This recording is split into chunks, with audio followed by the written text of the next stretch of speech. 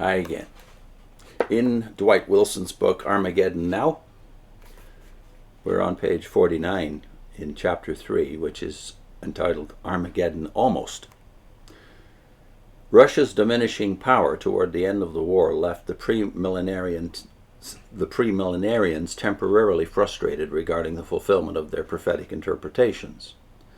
Now, of course, this is talking about the end of the First World War and all of the speculation that wrapped around the developments and the changing global power, you might say, chessboard after World War I.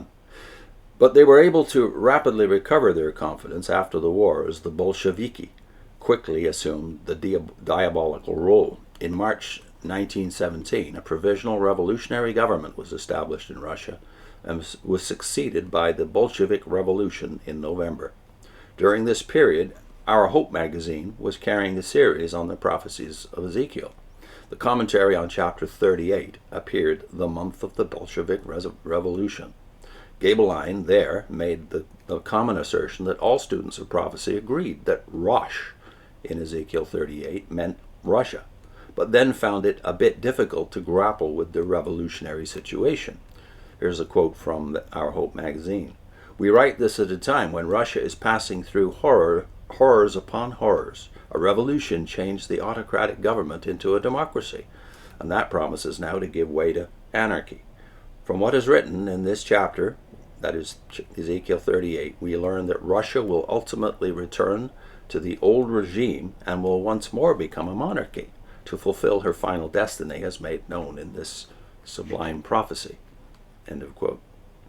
This temporary upheaval was interpreted as punishment upon Russia for being the most pronounced and bitterest enemy of the Jews. Gaebelein affirmed, quote, "Today, the Jews in Russia may have bright hopes of getting their rights and complete emancipation at last," end of quote, "but ultimately Russia will turn against them as Pharaoh did." In an article written just prior to the March Revolution, the Evangel had expressed hope for religious liberty in Russia. But by the end of 1918, the king's business was able to pontificate from the high throne of hindsight. Quote, "Many in America went quite wild with anticipation of great things when the revolution of 1917 took place. But all of us who knew Russia anticipated the very outcome that we now see. No real good could be hoped for a nation that had treated the Jew, God's chosen people, for generations as the Russians have treated them."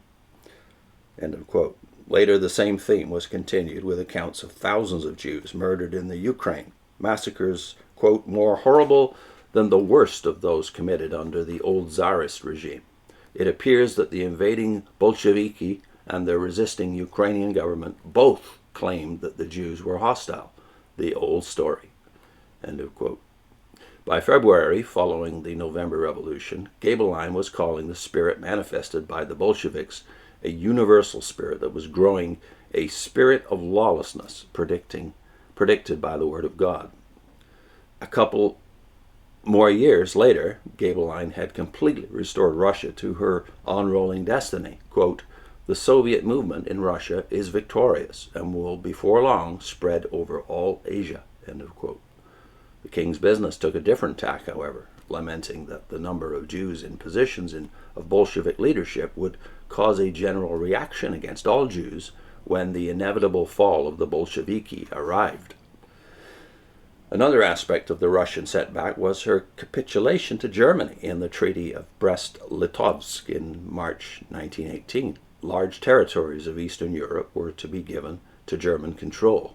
The treaty was interpreted as an ominous portent of a monstrous northern federation or confederation of Gog and Gomer, the usual interpretation of Ezekiel applied to Germany, Gomer. But there was also an immediate concern for the anti-Semitic problem involved. Gaebelein commented in Our Hope about the fate of 4 or 5 million Jews in the conquered area. Quote, "If Germany should be successful in holding this territory, then the Jews may well prepare for the worse. It is the shadow of their coming tribulation." End of quote. Germany did not succeed in holding the territory, but in retrospect, the words still seem prophetic. The Nazi ultimate solution of a Jewish problem in World War II would not seem out of character for Germany in the eyes of men like Gaebelein. At the Philadelphia Prophetic Conference, shortly after Brest-Litovsk, A.E. Thompson, in his discussion of the capture of Jerusalem, predicted that, quote, with the end of the war, Germany and Russia, with other nations in alliance, will be in a sore plight, end of quote. On the basis of Ezekiel 38, verses 11 and 12, he believed that these destitute nations would attempt to grab up the riches of a restored Israel in Palestine. Although these nations had lost their chance for Jerusalem in 1917, they will never rest till they besiege it again. The end of the war brought reports of financial chaos in Germany, and Our Hope magazine responded with a warning.